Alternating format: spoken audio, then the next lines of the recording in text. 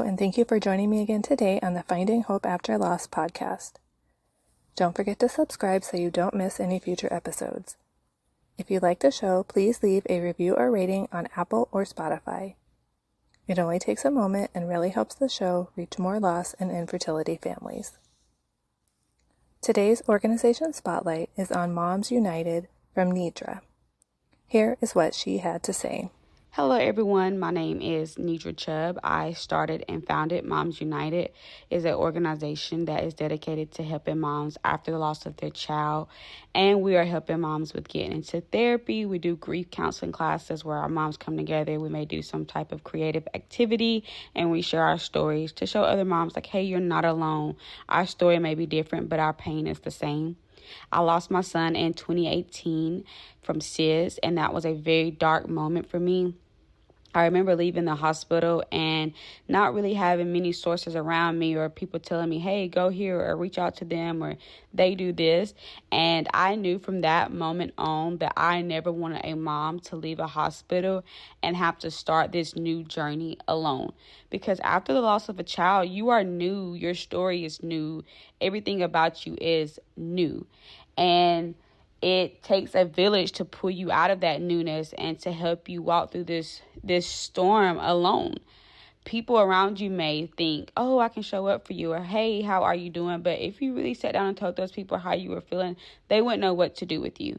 So having this nonprofit, Moms United, started meant so much to me because I wanted all these moms to know, hey, you're not alone. Hey, I'm not the only person having these thoughts, or hey, I'm not dealing with this, or these thoughts, I can't be the only one having these thoughts. Because when you are alone, majority of the time, you think you're the only person who is having to deal with these trials and tribulations, and depression and darkness can take over you really, really quick.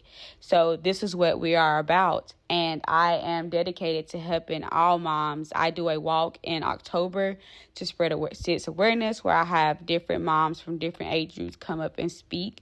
I love to have my older moms come up and speak because it gives my younger moms sense of hope. And like, if they made it this far without their child, I know that I can. And I have my younger moms come up and speak because I like for my older moms to see they stood up at such a young age to tell their story and to show who they really are. So I know I can do it. Loss isn't easy. Your life will never be the same. But with the help of Moms United, it will be worth it to wake up and know that you have a village supporting you through all of this. Thank you so much, Nidra, for sharing about your organization with us. Today I am talking with Krystal.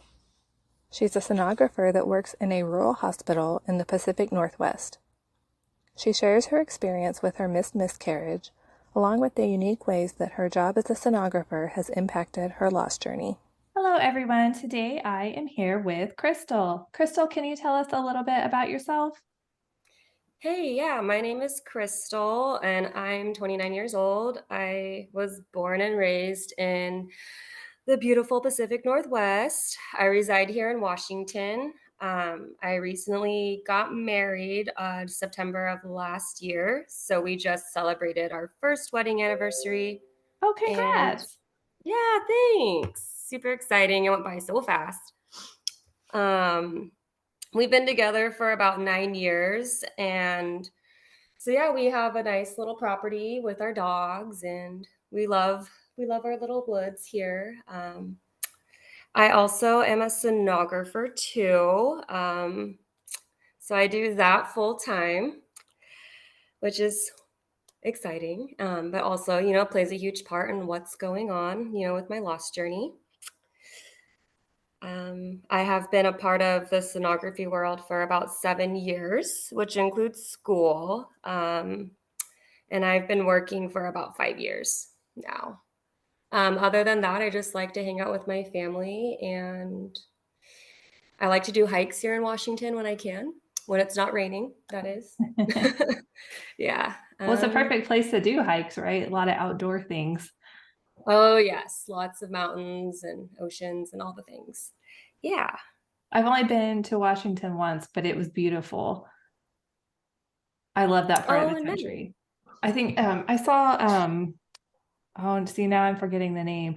What's the name of the mountain that was like the one that erupted? Oh, Mount St. Helens. Yeah, that's the one I Yeah. saw. Oh, so beautiful. And I actually grew up like an hour from there. Oh, really? Yeah. So do you still find it like beautiful even though like you're just used to that part of the country? Oh, yeah. It's Yeah. still so beautiful. Yeah. So as a sonographer, do like all kinds of things or is it just pregnancy related ones or do you do like other things too with that? Yes, I actually do general is what it's us like classified as. So that includes just like general ultrasound. I do OB ultrasounds as well. I do a lot of breast ultrasound and vascular. So I do everything except basically human hearts. But Yeah, that's I a whole work other at specialty there. a whole other specialty. Like I have no desire to learn that at the moment. But I work at a rural hospital too, full time, and I see a lot of stuff at our little small hospital here. Do you see stuff that surprises you ever? Oh yes, actually, most of the abnormal babies I've seen have been at this hospital I'm at full time. Really? I Yeah, mean, I like I've guess seen crazy amount of abnormalities.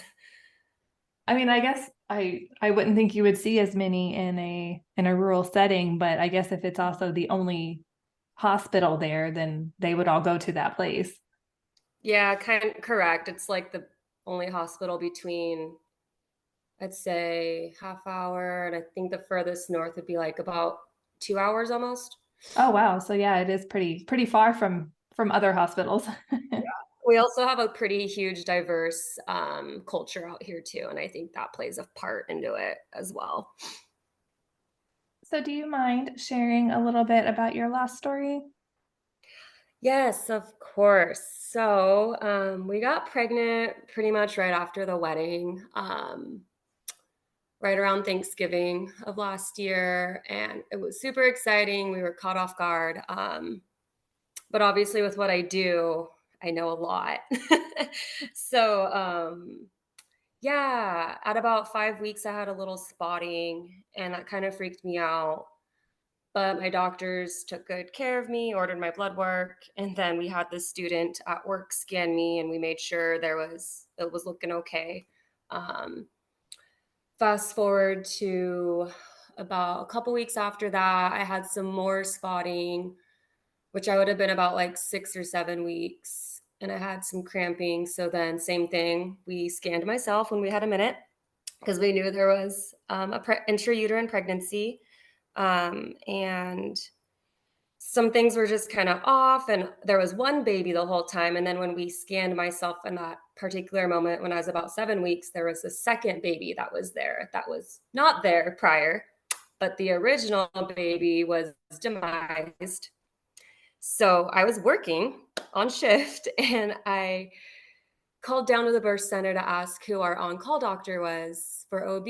And she told me it was my doctor. So I went and found him and they brought me to the OR where he was at. And he was in between cases. So we got a chat. And then he brought me over to the clinic later that day when he had a minute just to do a quick transvaginal ultrasound. And he basically was like, well, this has a heartbeat. We'll schedule you for a week out to follow up. So that was all right before Christmas. Fast forward to a week later at my appointment. It was in the middle of my workday as well. So I left work, went to the clinic, and that's when we found out that there was no longer a heartbeat, which again, like with everything going on, we kind of had a feeling it was leading this way, which still really sucked. So essentially, I kind of like caught my own miscarriage in a roundabout way, like a missed miscarriage. So then we got our diagnosis on December 28th, and my doctor was preparing me to miscarry over New Year's weekend, which I happened to be on call for the holiday, which was terrible. But anyways, I ended up getting out of my call, thankfully, because my coworkers were awesome. But yeah, and then I ended up getting a DNC a full week after my diagnosis, just because I needed everything taken care of to start my healing. And that pretty much is the story. I'm so sorry. loss is just one of those things that I wish never happened to anybody. Yeah, same. It's unfortunate. I hate that we have to go through it. And it's so common and I hate that.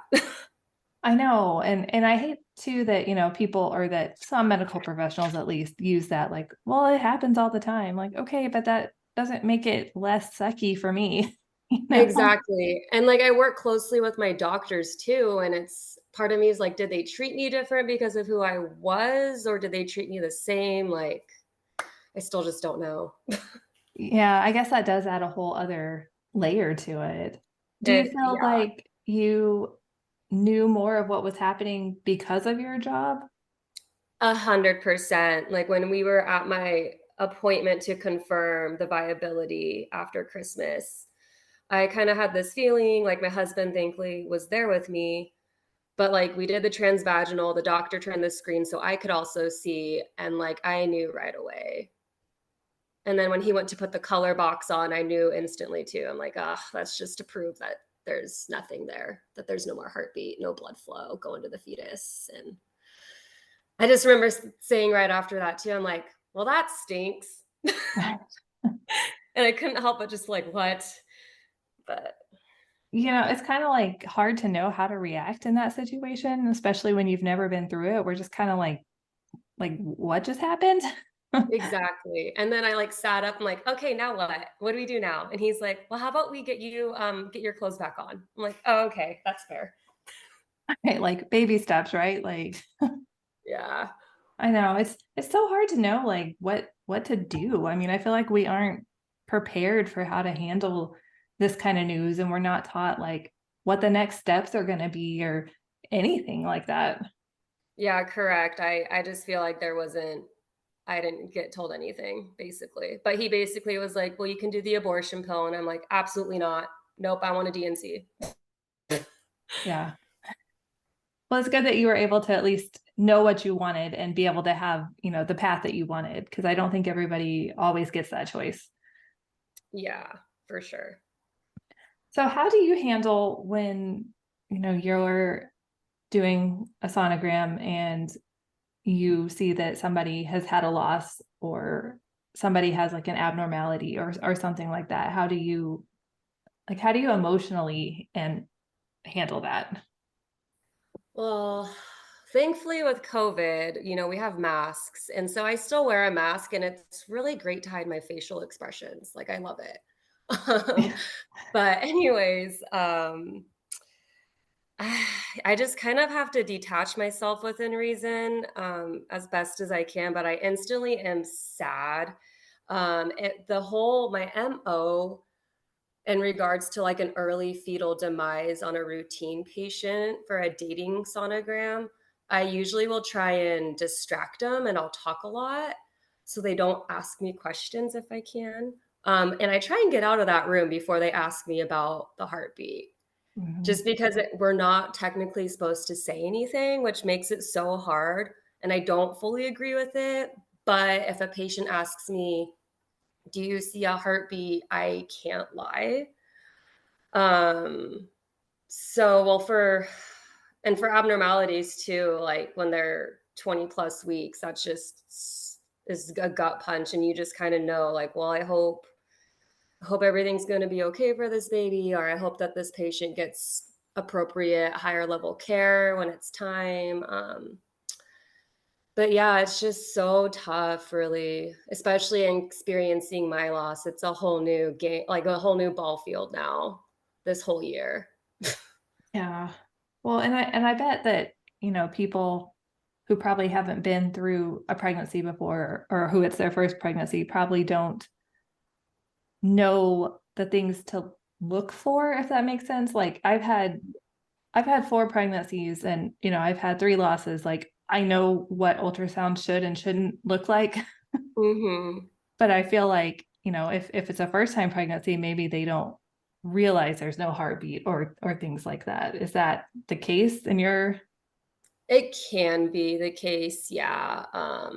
But sometimes, like when it's a woman's like second or third pregnancy, they're just like, so, oh, it is what it is, like whatever. They're like kind of paying attention, but kind of not either. because it's not like their first. Right.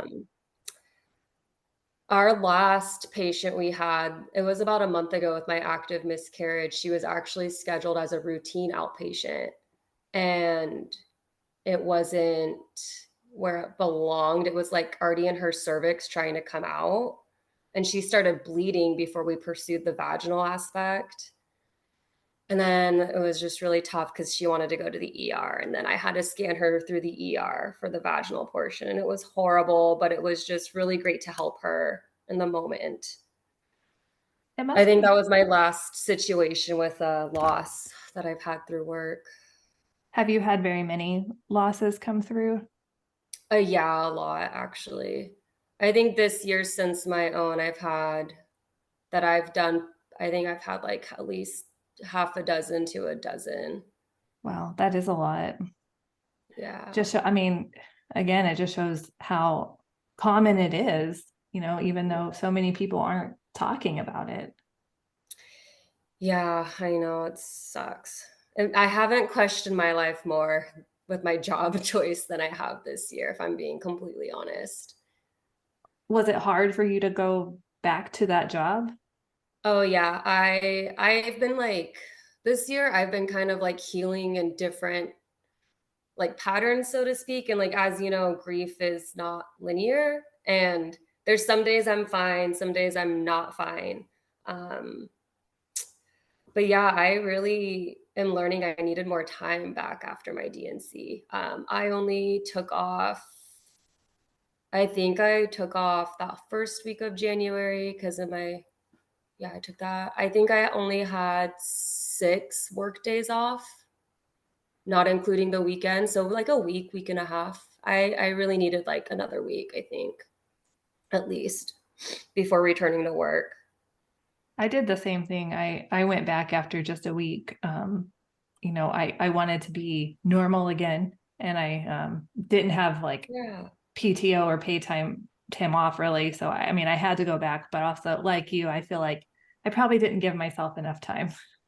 Yeah, and it was just with my work too. It was just so much. Like I even think like day 2 or 3 of me returning to work, I did a through the ER an early like viability check, and she knew she was miscarrying. She had like quite a few already, and that was really hard. We cried together in my ultrasound room.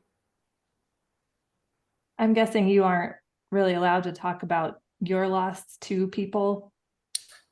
Um, I do. I kind of what I have to do is I feel my patient out. Like I pick up on vibes pretty quick, Mhm. and so it depends on the patient, but sometimes I do. Like sometimes I'll keep it pretty surfacey, or if I'm really like if we're really connecting, I'll go into some detail, but it really depends. I think it's nice though that you can be able to be there for the ones who need it. Exactly, exactly. And that's the thing is that with even before my loss, it's just the most common topic conversation patients will want to have. Oh, do you have kids? Like no matter what exam you're doing. Right. It's like that question that everybody has to ask, and it's like the one you really don't want to answer. Yeah. And it's always like when you say no, they'll ask you why. And it's like, what are you doing? Can we not? You really want me to go into this? I will make you uncomfortable. Yeah. Yes. I know I had somebody, and I know these comments aren't meant to hurt, but they do hurt. But somebody the other day, my kids have a big age gap because we went through infertility and we had 3 losses in between. So it's Mhm. obviously not an age gap that I was purposely trying to do. And, somebody said, oh, well, you had yours much further apart, and I'm like, okay, well, that wasn't by choice. Okay. Yeah, seriously. And just to like spiral off of that whole of people making comments, it's so common too. Just some banter during the 20-week anatomy scans, like whether it's the patient or whoever's with them, they'll just say super like insensitive, hurtful comments, but totally unintentionally without even thinking, that can be pretty tough. Yeah, I'm learning so much through going through loss and talking to other people who have gone through loss, just how important language and the words people use are.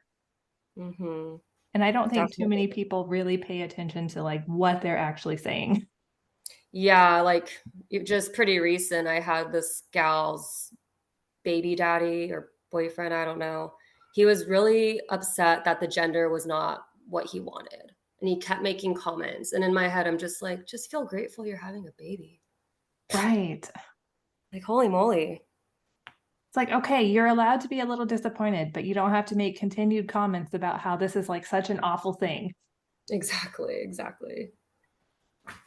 So before you went through loss, did you ever think that it would happen to you? Absolutely not. It never once crossed my mind that like being a sonographer and like having to go through this. I'm sorry about my dog. Oh, that's okay.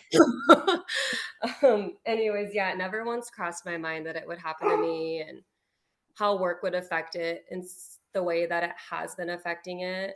And the funny thing is before my loss, I was doing an active miscarriage through the ER last October, I want to say it was. And I brought my student with me, and this gal was really young. And I'm just like, this poor girl, I can't imagine going through this at this young age.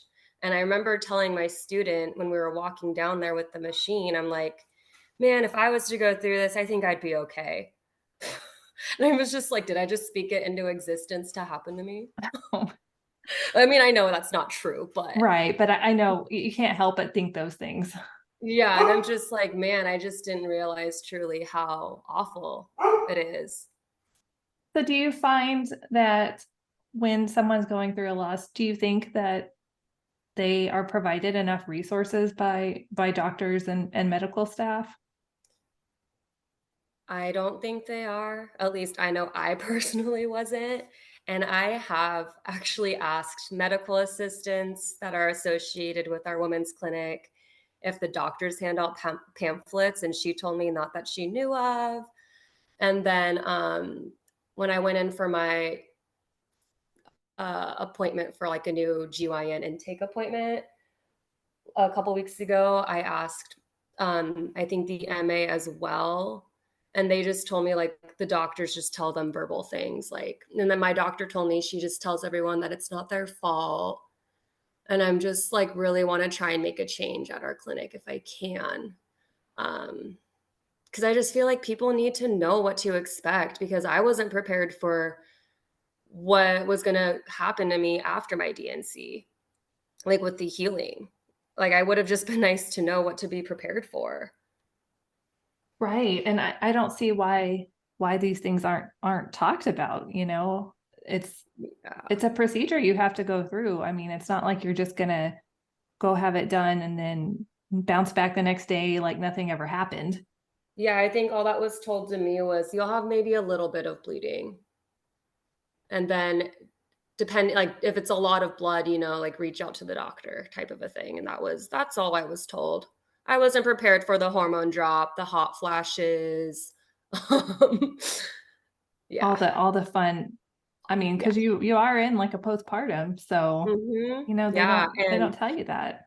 that's my biggest thing. I tell patients if they like know what's happening, I always tell them advocate for yourself, ask the questions, ask what to expect.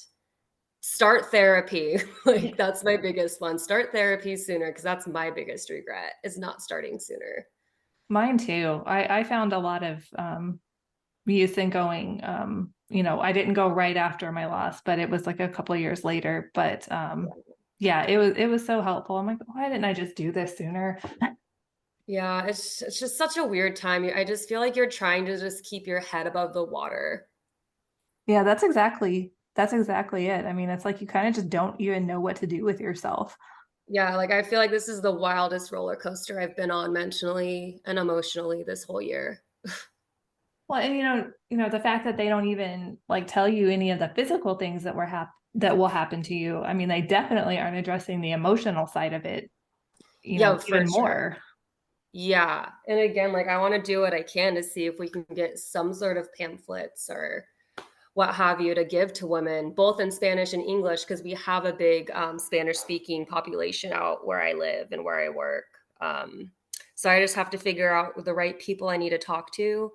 I wanted to talk to my doctor about it because I know she's one of the lead doctors for the clinic, but I was just really caught off guard with how my appointment went and in a roundabout way how she kind of treated me. And she also happens to be pregnant, so that's fun.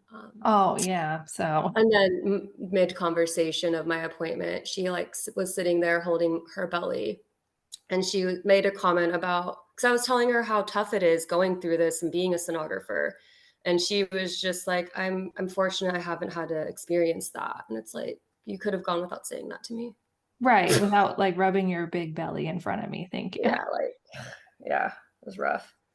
I know. I mean, it's just people don't get it. If they haven't been through it, they just don't get it.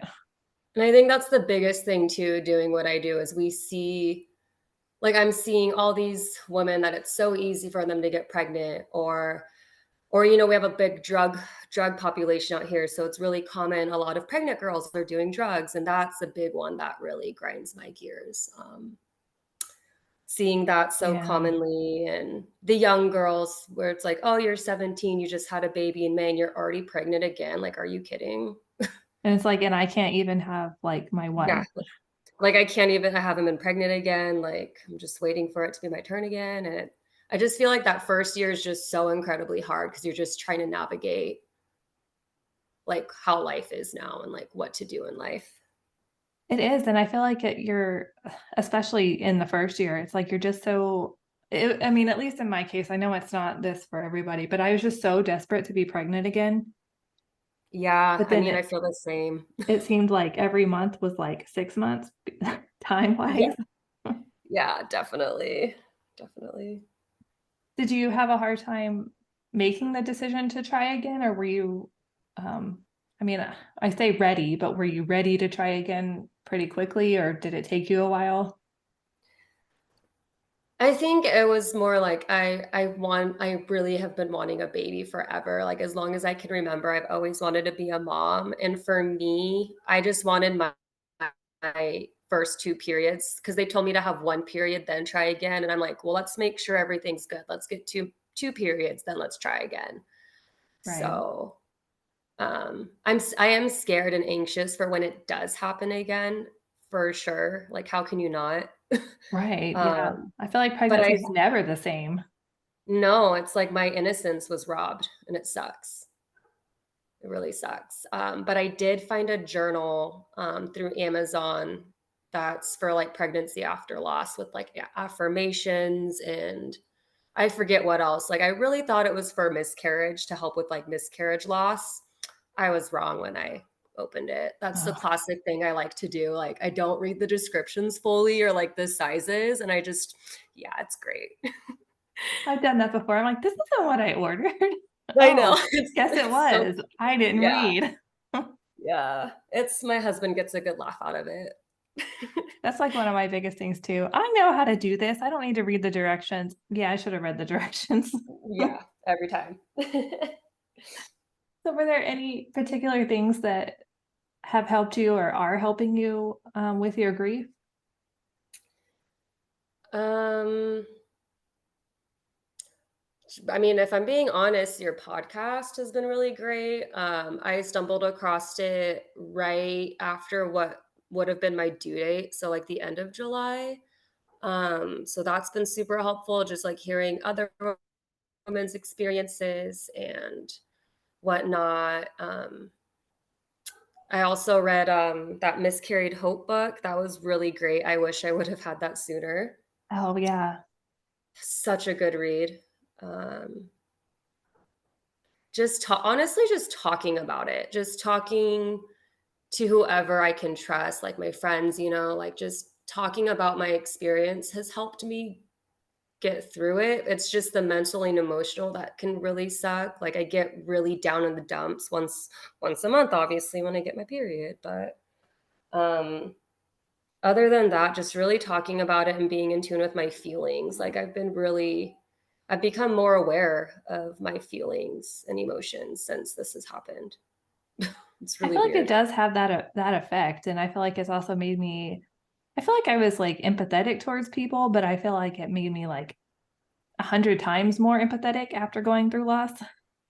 Definitely. And I find that true too for my helping my patients going through the same horrible traumatic event of their life. So do you think that you'll still, stick with this job, or do you think you'll switch? Or I mean, I've worked way too hard to just give up, which sucks. It has crossed my mind. I said it out loud for the first time to my husband within the last week or two, where I was like, maybe I really do need to look for a facility where they don't do OB. Maybe that would help me. But it's such a skill that I don't want to lose because it is so hard to learn, I will say. Because, babies are moving all over the place. And yeah, I just really don't know yet, to be honest. I'm sure it's one of those things that you can go back and forth on all day. Yeah, but it's like I've worked too hard to be where I'm at in life for sure, so I can't just give up. But the biggest thing I need to work on, I think, is just detaching myself when I'm at work. But it's so incredibly hard. I can imagine. I mean, I know I would have a hard time with that. I get too invested and too connected to people. Yeah, me too. Me too, definitely. I mean, even after my due date, I remembered I took the 2 days, the day of my due date and the day after off. And then I worked that Friday because Fridays are just hard to cover. And I was like, okay, big weight off my shoulders. We're good. Like, no more scanning patients that should be the same gestation as I would have been. We're good. Joke's on me. That Friday morning, I had to scan a patient from the birth center who had the same due date as me. That was now over 40 weeks. I'm like, what is this sick joke? Oh my gosh. I'm sorry. You're Yeah, just like, it's sometimes one of those things that you just like laugh at because you're just like, really? Like, I did. I laughed. I'm like, seriously? like, no, like, what are the odds of this happening today to me? Yeah, definitely. I feel like that's just my whole journey through it all with work. Like, even when I was off for the New Year's weekend, my coworker covered my call. They couldn't get a hold of her Sunday night, and I was in excruciating pain because of the pelvic cramping I was having. And my husband gave me something for pain, and I get a call from the hospital. They're like, we can't get a hold of so and so, but we have this early OB in the ER that needs done. And I'm like, what do you like? I don't know what you want me to do. So I called my other coworker. He couldn't come in. So then I had to go in. My husband had to drive me, and it ended up being a demise. It was terrible, and I couldn't like not tell her. So Oh my gosh. Yeah. it was awful. It's Yeah, like, I don't even know what to say to that. It's just like, I'm yeah. sorry. That's Oh, thanks. awful But situation all around. yeah, it was tough. And I remember I went to my pre-op appointment and my doctor's like, I saw you did that. I'm so sorry you had to do that, but I really appreciate you going in when I know you weren't in a good space. And I was like, I didn't know what else to do. Like, I couldn't just not go in. Right. Yeah. I'm the one that's closest besides the one who was taking my call. And what happened was she put her phone in do not disturb mode on accident. Oh, okay. I was wondering like, and what happened with this person? Yeah, I was legit worried. I was like, is she okay? Like, what is happening? Did she like feel bad about it? Oh, I think she did. Yeah. Oh, Yeah. yeah. I feel like that's something I would accidentally do. Like, I mean, things happen, but like, what are you going to do? so did you find that you received much support from family and friends after your loss? I feel like select friends, yes. My family, on the other hand, that's a different story. I remember I told my mom, the day after our diagnosis, because we didn't tell our family. We kind of kept it on the down low because we wanted to make sure everything was okay. Um, and my mom said something that was pretty hurtful to me, but I know she didn't mean to. It was one of those things. Right. Um, so on that aspect, my family was sad for me, but I just feel like they kept saying the wrong things or weren't showing the right affection in that aspect. Were you the But first one or the only one in your family to go through loss? In my immediate family, yeah, my mom never had to experience that, but her sister did. So what happened was, like, again, I was keeping things on the down low. I was going to tell people if I wanted to when I was ready, but my family, they kind of have big mouths. So my brother reached out to my aunt, even though it wasn't his place. And then all of a sudden, my aunt was calling me. So then I talked to my aunt, which was helpful in that aspect. But other than that, no one in the immediate family will. Well, I mean, I guess my brother, he's experienced it with like the girls, losing them, but he didn't even show me the right kind of empathy. His response was when my mom told him or whatever, his response was, "I know exactly how Corey feels. That's my husband." He never once reached out to me. He never once said, he still hasn't said anything to me, and it's been almost a year. Wow. Yeah. I feel like sometimes family just doesn't, again, as we're talking about, they just don't get it. Yeah. Which, I mean, it's not something I would ever wish on people, but Absolutely not. Absolutely not. But again, my aunt has been a good person to chat with. I learned more about her losses though too, so that was good to know. She ended up losing hers because there was like a blood clot in the placenta or something. She had like a pretty late second trimester demise, or a loss, I mean. And then she had a consecutive early loss that had to do with the blood clot too, right after, which is so weird. Never heard of that. I hadn't heard of that either. Yeah, and then she ended up having a viable baby like right after her second loss, which was nice.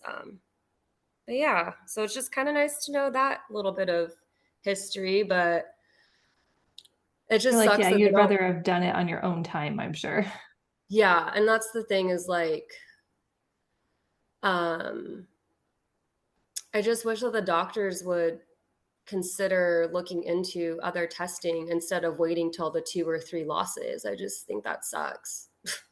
It Like, why really make someone does. go through it? Like, that's just terrible. I mean, think of like how many losses could probably be prevented if they did that testing earlier, or if they checked Mhm. cervical length, or if they did these things that they don't do. Yeah, I think my doctor verbally told me it's like 30% or some. I feel like she threw out 30% to me when at my appointment a couple weeks ago about just like that's how many losses occur in like early pregnancy or something. I can't remember. I mean, that's kind of a big number. It is, but and I mean, in the midst of all my lost stuff, my mom was going through some medical things too, and she found out she's positive for a clotting disorder.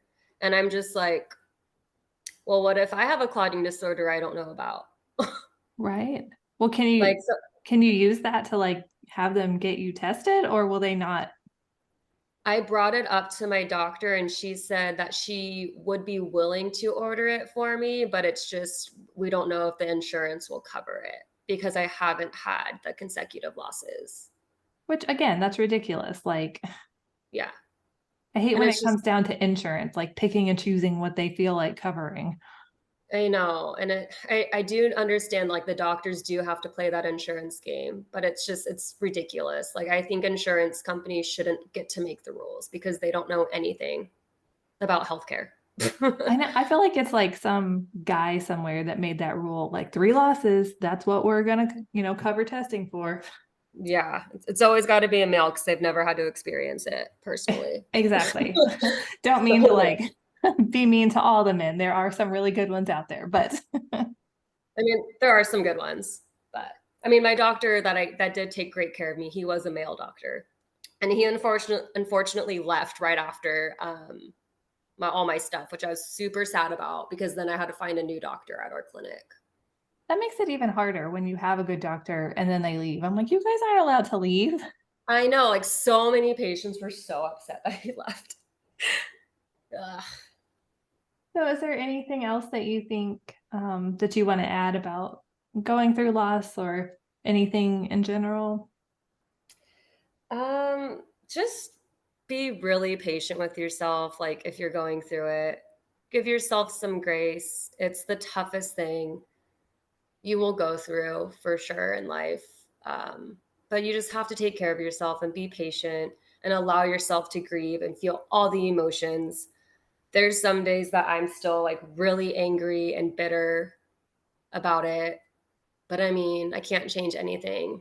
And it is what it is, unfortunately.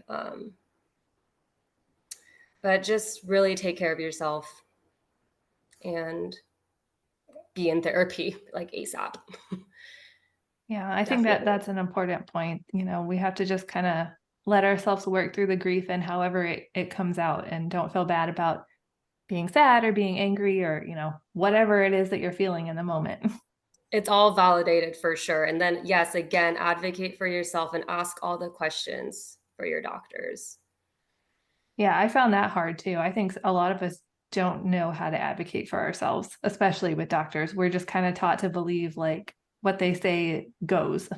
Exactly. And when you're like, when you get this kind of diagnosis too, you're not in the right mental state to ask the questions, which is so not fair. But, you know, if you have to be that quote unquote pain in the butt, end quote type patient, call your doctor, ask him any questions any time of the day.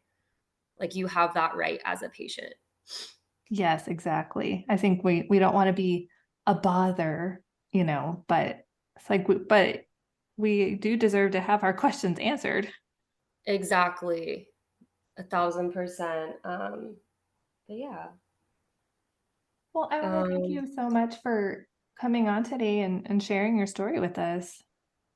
Of course, I'm hoping that it can at least, you know, help other lost mamas out there and or other sonographer lost mamas, you know.